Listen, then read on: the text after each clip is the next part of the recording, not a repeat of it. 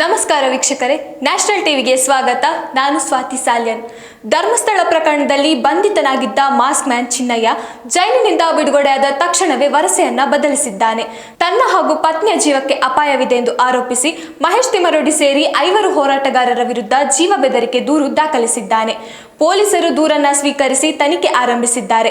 ಈ ಬೆಳವಣಿಗೆ ಪ್ರಕರಣಕ್ಕೆ ಹೊಸ ಆಯಾಮವನ್ನ ನೀಡಿದೆ. ಧರ್ಮಸ್ಥಳ ಪ್ರಕರಣಕ್ಕೆ ಹೊಸ ತಿರುವು ಸಿಕ್ಕಿದ್ದು, ಮಾಸ್ಕ್ ಮ್ಯಾನ್ ಚಿನ್ನಯ್ಯ ಜೈಲಿನಿಂದ ಹೊರಬಂದ ಕೂಡಲೇ ಹೊಸ ಬುರುಡೆ ಬಿಡುತ್ತಿದ್ದಾನೆ. ಜೈಲಿನಿಂದ ಬಿಡುಗಡೆಯಾಗಿ ಹೊರಬಂದ ತಕ್ಷಣ ಪೊಲೀಸ್ ಠಾಣೆಗೆ ಹಾಜರಾದ ಚಿನ್ನಯ್ಯ ತಮಗೂ ಹಾಗೂ ತನ್ನ ಪತ್ನಿಗೂ ಜೀವ ಬೆದರಿಕೆ ಇರುವುದಾಗಿ ಹೋರಾಟಗಾರರ ವಿರುದ್ಧವೇ ದೂರನ್ನ ದಾಖಲಿಸಿದ್ದಾನೆ.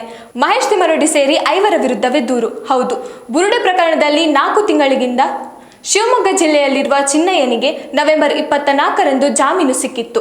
1 ಲಕ್ಷ ರೂಪಾಯಿ ಬಾಂಡ್, 2 ಶ್ಯೂರಿಟಿಯೊಂದಿಗೆ 12 ಷರತ್ತು ವಿಧಿಸಿ ಕೋರ್ಟ್ ಜಾಮೀನು ಮಂಜೂರು ಮಾಡಿತ್ತು. ಆದರೆ ಜಾಮೀನು ಸಿಕ್ಕಿದರೂ ಚಿನ್ನಯ್ಯನಿಗೆ ಶ್ಯೂರಿಟಿ ನೀಡಲು ಯಾರೂ ಮುಂದೆ ಬಂದಿರಲಿಲ್ಲ.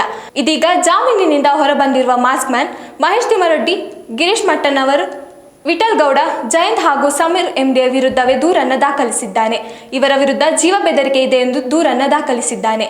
ರಕ್ಷಣೆ ಕೋರಿ ಪೊಲೀಸರ ಮೊರೆ ಹೋದ ಮಾಸ್ಕ್ ಮ್ಯಾನ್ ಧರ್ಮಸ್ಥಳ ಪೊಲೀಸ್ ಠಾಣೆಗೆ ನೀಡಿದ್ದ ದೂರಿನಿಂದ ಈ 5 ಹೋರಾಟಗಾರರು ನನಗೆ ಮತ್ತು ತನ್ನ ಪತ್ನಿಗೆ ಜೀವಕ್ಕೆ ಕುತ್ತು ತರಬಹುದು, ಹೀಗಾಗಿ ನಮಗೆ ರಕ್ಷಣೆ ನೀಡಿ ಎಂದು ಉಲ್ಲೇಖಿಸಿದ್ದಾನೆ.